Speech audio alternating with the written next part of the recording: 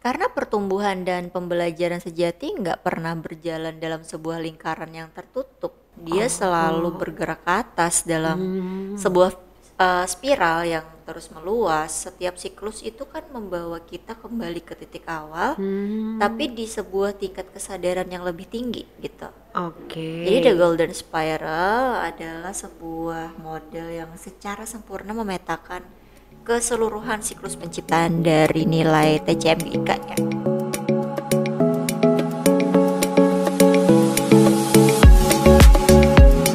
Halo Sobat Sarastia, selamat datang kembali di Sarastia Talk. Nah, di podcast sebelumnya kita telah melakukan sebuah perjalanan arkeologi yang luar biasa dan membuktikan bahwa pola, jadi mulai dengan kebenaran atau start with the truth, itu adalah sebuah sidik jari universal yang ada di mana-mana.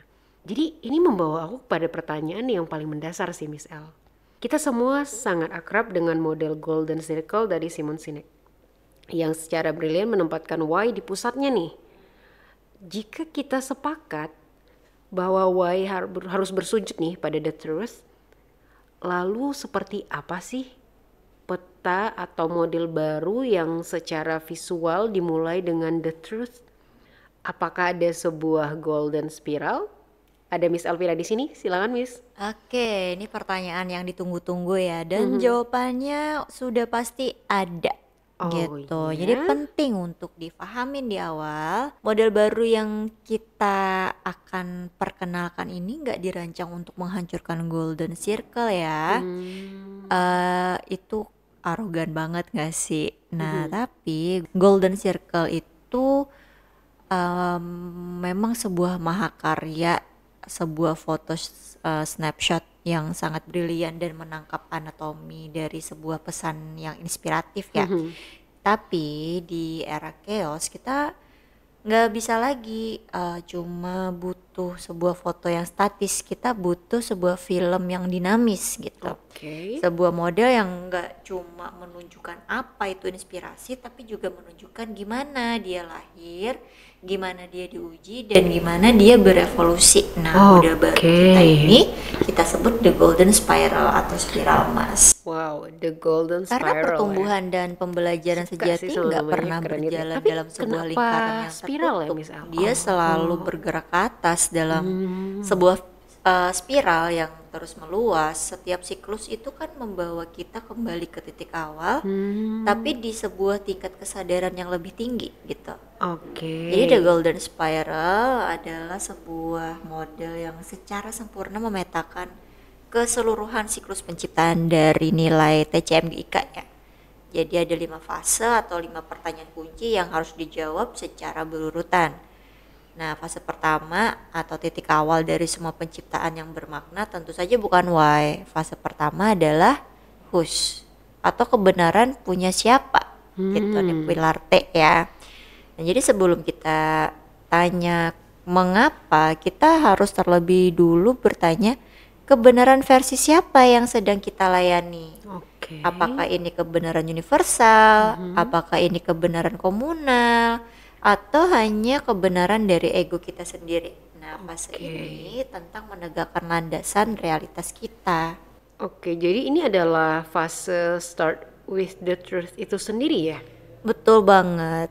Hanya setelah kita punya tanah kebenaran untuk berpijak, barulah kita diizinkan untuk melangkah ke fase kedua yang merupakan jantung dari Golden Circle itu sendiri, yaitu why atau mengapa. Oke. Jadi setelah kita memahami kebenaran dari sebuah masalah atau peluang, baru kita tanya niat tulus atau tujuan mulia apa yang lahir dari kebenaran ini.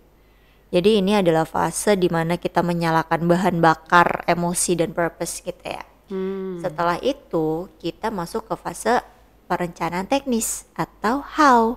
Bagaimana? Ini kan pilar I ya.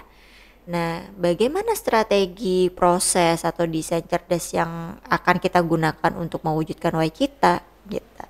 Nah, ini kan sebuah fase arsitektur dan perancangan. Nah, kemudian baru kita masuk ke fase eksekusi atau what, apa atau pilar K ya.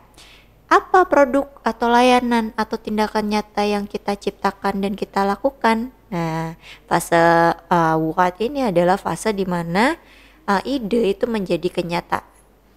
Alright, sejauh ini tuh adalah golden circle yang diberi fondasi Whose Truth ya di awalnya ya. Lalu di mana letak spiralnya ini, Miss? Oke, di sini letak penyempurnaannya itu yang paling krusial ya. Jadi kalau golden circle itu berhenti di what, dia nggak punya mekanisme feedback gitu. Nah, Oke. sedangkan golden spiral itu menambahkan satu fase terakhir yang menutup lingkaran dan memicu untuk naik level berikutnya. Oh, What impact? Apa dampaknya? Atau oke. pilar R. Jadi setelah kita melakukan what, kita harus dengan rendah hati tanya gitu ya. Apa dampak atau hasil nyata yang kita ciptakan di dunia? Apakah hasilnya sesuai dengan niat kita?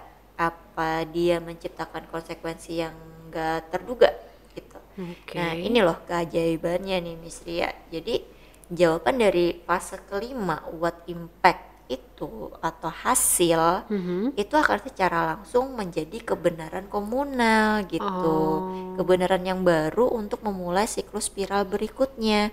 Jadi oke. dia itu jadi feedback yang akan mempertajam atau bahkan mengubah total pertanyaan whose truth.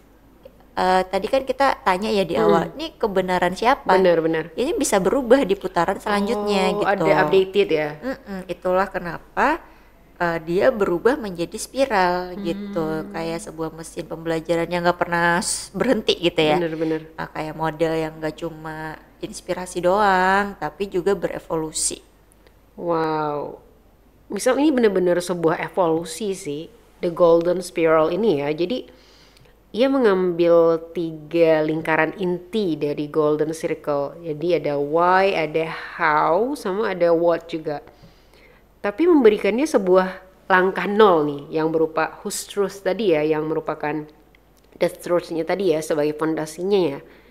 Dan sebuah langkah akhir lagi nih yang berupa what impact, atau di sini dia merepresentasikan result ya, atau hasil ya, sebagai sebuah mekanisme umpan baliknya. Oke, jadi yang sama itu ada why, ada how, ada what, tapi di awalannya, di starting pointnya itu ada whose truth-nya, dan di akhirnya ada ketambahan lagi ada what impact-nya. Betul. Oke, jadi misal biar kita semua tuh bisa memahamin ini dengan baik ya. Bisa nggak sih kita mencoba menjalankan kayak studi kasus gitu, pemimpin muda idealis yang ingin membangun platform edukasi tadi ke alur the golden spiral ini yang kita bahas sebelumnya tuh. Iya, betul. Oke, bisa ya. Jadi ini gimana kita ngelihat model ini bekerja dalam praktek gitu. Nah, kita mulai di titik awal si leader tadi kita letakkan di titik awal dari golden spiral ya. Titik pertama, push gitu kan. Nah, perjalanan leader muda tadi kan nggak dimulai dari sebuah ide mulia yang mengawang-awang gitu kan.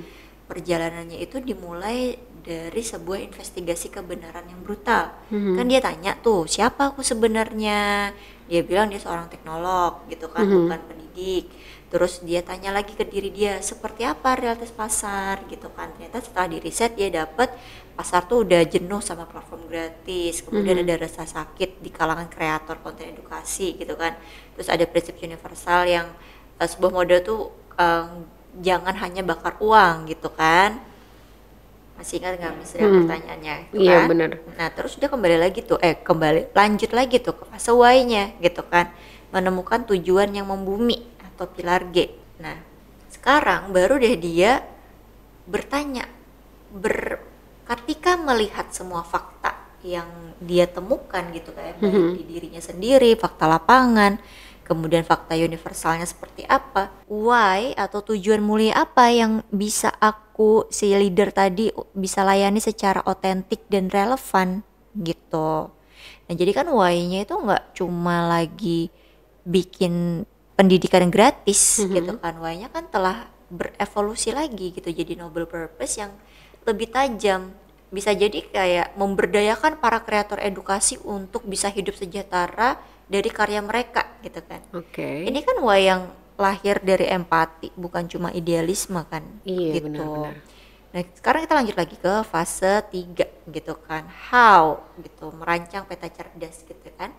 Nah, dengan wayang telah dijangkarkan pada kebenaran tadi, dia bisa merancang how-nya gitu dengan presisi. Dia tanya gitu kan, gimana cara terbaik untuk memberdayakan para kreator ini gitu. Nah, hasilnya bisa jadi how-nya itu bisa salah satunya membangun sebuah platform teknologi superior sesuai dengan otentiknya, kan dia seorang teknolog tadi Iya, ya, benar-benar. yang menyediakan perkakas monetisasi, manajemen komunitas dan analisis data yang mudah digunakan bagi para kreator. Ini kan strateginya jelas banget Benar. tuh, udah cocok, otentik gitu kan, dia bisa menjawab kebaikan hatinya dia tadi gitu. Iya. Nah, kita lanjut ke fase 4, what gitu kan. Nah, dia di sini mulai menciptakan produk nyata gitu. Dari strategi tadi lahirnya what-nya gitu. Produk konkret apa yang leader muda ini bisa bangun gitu, yang pertama kali dia lakukan.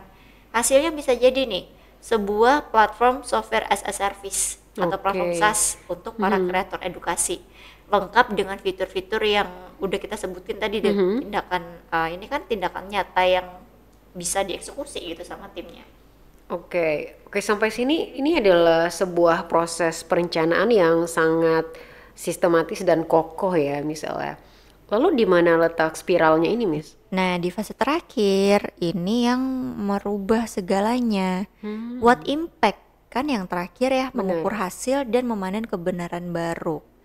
Nah, setelah platform itu diluncurkan, mungkin udah digunakan oleh 100 kreator pertama, ini kan ada hasil, ya Benar. kan? Nah, pemimpin muda tadi itu nggak stop dan nggak selebrasi dulu gitu. Dia balik lagi nih ke titik awal, terus tanya, apa dampak nyata dari platform kita? Apa kebenaran baru yang ditunjukkan oleh feedback dan data yang setelah digunakan itu gitu kan? Oke. Mungkin bisa aja dia dapat temuan gini. Ternyata 90% kreator yang paling sukses di platform kita bukanlah guru formal, melainkan para praktisi industri, bisa insinyur, desainer gitu kan, yang berbagi pengalaman nyata mereka gitu. Oh, I see. Jadi ini kayak sebuah kebenaran komunal baru yang mungkin nggak diketahui sebelumnya di awalnya, misal. Persis banget gitu. Dan kebenaran baru ini yang akan menjadi input untuk mempertajam pertanyaan whose truth di putaran spiral berikutnya. Oke. Oke, di siklus kedua kan pertanyaan whose-nya mungkin akan berubah dari kebenaran para kreator edukasi secara umum menjadi kebenaran dari kreator praktisi industri. I see. Y-nya kan akan bergeser juga nih, mungkin akan menjadi memberdayakan para praktisi untuk menjadi mentor bagi generasi berikutnya. Bener-bener. How dan what-nya kan pasti akan mengikuti lagi gitu. Bener, Mungkin bener. akan meluncurkan fitur-fitur baru yang spesifik dirancang untuk para praktisi ini contohnya gitu. Oke, I see, I see. Jadi ini adalah sebuah lingkaran yang basically itu nggak pernah berhenti ya, dan yang setiap putarannya itu akan menjadi semakin besar, semakin tinggi, dan semakin pintar, let's say. Nah, betul, itulah esensi dari The Golden Spiral sendiri gitu. Jadi bukan cuma spiral-spiralan ya gitu atau penambahan dari Golden Circle gitu, tapi dia adalah sebuah mesin pembelajaran yang abadi gitu.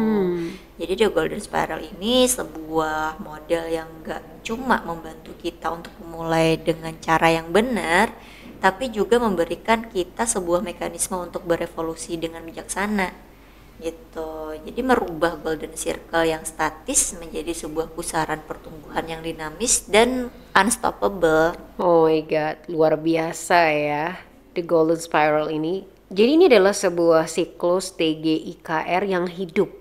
Jadi sebuah mesin pembelajaran yang tidak hanya menciptakan tapi juga berevolusi. Misal aku yakin semua sobat Sarastia yang mendengarkan saat ini juga kepalanya pasti penuh nih dengan pencerahannya. Wah, oh ini tuh maksudnya, oh ini tuh proses-prosesnya gitu. Tapi juga mungkin penuh dengan pertanyaan-pertanyaan baru nih. Dan kebetulan sekali, jadi setelah kita mengumpulkan beberapa pertanyaan terbaik nih ya, yang masuk nih ya dari teman-teman yang ada memberikan feedbacknya, izinkan aku ingin merepresentasikan nih ada 1 atau 2 pertanyaan yang paling mewakili gitu ya kegelisahan mereka saat ini nih, Miss. Boleh Miss Ria, ini bagian yang paling aku suka ya. Kita bawa teori ini ke dalam realitas lapangan. Benar-benar. Oke, jadi pertanyaan pertama, ada pertanyaan nih. Ini kan semua sangat mencerahkan banget ya penjelasan tentang Start with the Truth ini. Tapi gimana kalau di sebuah perusahaan ini yang sangat besar ini dan hierarkis tentunya, ide untuk Start with the Truth itu terasa sangat menakutkan. Karena nggak dipungkirin ya, kayaknya dengan mengaplikasikan Start with the Truth itu kayak memulai dari awal lagi, kayak karena harus ada penggalian kebenaran gitu kan ya, mengungkap kebenaran brutal dan seringkali dianggap sebagai sebuah serangan tuh. Jadi bukan sebuah ajakan untuk perbaikan, karena kan ya, dan cenderungnya perubahan ini kemungkinan akan membuat banyak ya pihak untuk resistensi atau ada mungkin defensif juga gitu. Bagaimana sih cara seorang pemimpin idealnya untuk bisa mulai menanamkan budaya ini tanpa dianggap sebagai seorang pemberontak yang berbahaya, yang rebel gitu, karena dia mendisruptif gitu loh bahasanya, kebenaran yang udah mereka udah jadi culture gitu ya. Betul, kayak gitu misal. Nah itu pasti akan banyak terjadi gitu. Jadi tantangan terbesar memang ketika kita harus merubah sesuatu dengan skala besar langsung gitu ya. Nah bisa kita mulai dengan sebuah eksperimen di dalam kebun percontohan. Ini kita pernah bahas ya, kalau perubahan itu tidak disarankan untuk yang ujuk-ujuk gitu ya kan. Jangan mencoba merubah seluruh perusahaan dalam semalam, bunuh diri namanya. Pilih aja satu tim yang paling kita percaya, atau satu pulau lah ya, yang kita tuh punya otonomi dan authority di sana. Mulai deh mempraktikkan Start with the Truth di tim kecil dulu gitu. Terus gunakan Golden Spiral Dialogue dalam dialog pertumbuhan sama tim gitu kan. Tunjukkan bahwa dengan menegakkan kebenaran, tim itu justru jadi lebih solid, lebih cepat, dan lebih menghasilkan karya yang lebih baik pasti gitu. Jadi biarkan hasil dari kebun percontohan yang ngomong gitu. Jadi saat tim-tim lain ngelihat bahwa tim yang kita jadikan percontohan tadi nggak cuma selamat dari kebenaran brutal, tapi justru berkembang dengan baik gitu ya di dalamnya, ya mungkin mereka akan penasaran gitu kan. Mereka bisa datang nih ke kita terus tanya apa rahasianya gitu ya. Nah perubahan budaya yang paling efektif tuh kan nggak pernah datang dari paksaan ya, tapi kan dari inspirasi yang menular gitu. Mulai dari yang kecil, buktikan dampaknya, dan biarinlah virus-virus kebenaran itu menyebar secara organik. Oke, jadi dari pembuktian dulu ya. Oke, berarti mulai dari kebun percontohan. Aku suka sih dengan analogi ini. Jadi memang harus bertahap ya. Jadi mulai dari kebun percontohan dulu gitu. Oke, lanjut ke pertanyaan yang kedua. Mungkin yang ini sangat relevan gitu ya. Mungkin ini agak relate nih. Misalnya ada founder dari startup teknologi, let's say. Gimana kalau timnya kan masih kecil ya, sangat kecil let's say, dan mereka kan juga bergerak dengan sangat cepat gitu, baik. Dan proses Start with the Truth ini dengan tiga tingkatannya tadi ya, Miss El ya, itu kan terdengar sangat filosofis deh, dan mungkin akan memperlambat, Jadi ini ketakutannya nih, dan mungkin akan memperlambat. Apakah ini benar-benar relevan untuk sebuah startup yang harus bergerak cepat dan merusak banyak hal? Oke, ini sebuah kesalahpahaman yang umum ya. Jadi Start with the Truth justru adalah akselerator terbesar bagi sebuah startup. Oh ya? Ya, mungkin akan memperlambat di awal selama 1 atau 2 minggu, karena kan Start with the Truth itu memaksa kita untuk berhenti sejenak gitu dari kesibukan membuat produk dan benar-benar memvalidasi asumsi kita yang paling fundamental. Nah mungkin ini akan berasa kayak kemunduran gitu, tapi 1 minggu yang kita habiskan untuk mengasah gergaji tadi ya, gergaji kebenaran di awal itu akan menyelamatkan kita dari 6 bulan menebang pohon yang salah gitu. Oke. Itu berapa banyak startup di luar sana yang ngabisin miliaran rupiah dan ribuan jam kerja cuma untuk menyadari di akhir bahwa mereka sedang membangun sesuatu yang gak dibutuhkan oleh siapapun. Coba Sia-sia ya. Start with the truth kan bukan tentang melambat gitu, tapi tentang memastikan bahwa saat kita nanti berlari, kita tuh berlari ke arah yang benar gitu. Bagi sebuah startup yang sumber dayanya sangat terbatas, melakukan kesalahan fundamental di awal tuh bukan sebuah pilihan gitu. Itu merupakan sebuah vonis mati. Wow. Start with the truth itu adalah asuransi terbaik kita untuk melawan kematian itu. Wow, luar biasa ya. Jadi start with the truth itu justru merupakan kemewahan yang tidak dimiliki oleh perusahaan besar ya, tapi menjadi sebuah keharusan nih bagi perusahaan kecil.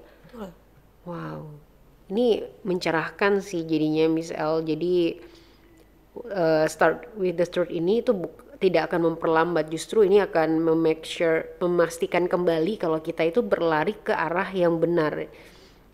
Wow. Oke, thank you so much Miss L. Aku yakin ini pasti menjadi jawaban gitu ya bagi banyak gitu kegelisahan dari Sobat Sarastia yang juga mungkin ikut menyimak ya gitu. Oke, bagi Anda Sobat Sarastia, para pemimpin, para arsitek, para penjelajah yang merasa bahwa dialog ini beresonasi nih dengan Anda, yang lelah dengan why-nya yang rapuh dan mendambakan sebuah fondasi yang kokoh, kami mengundang Anda untuk melangkah lebih jauh.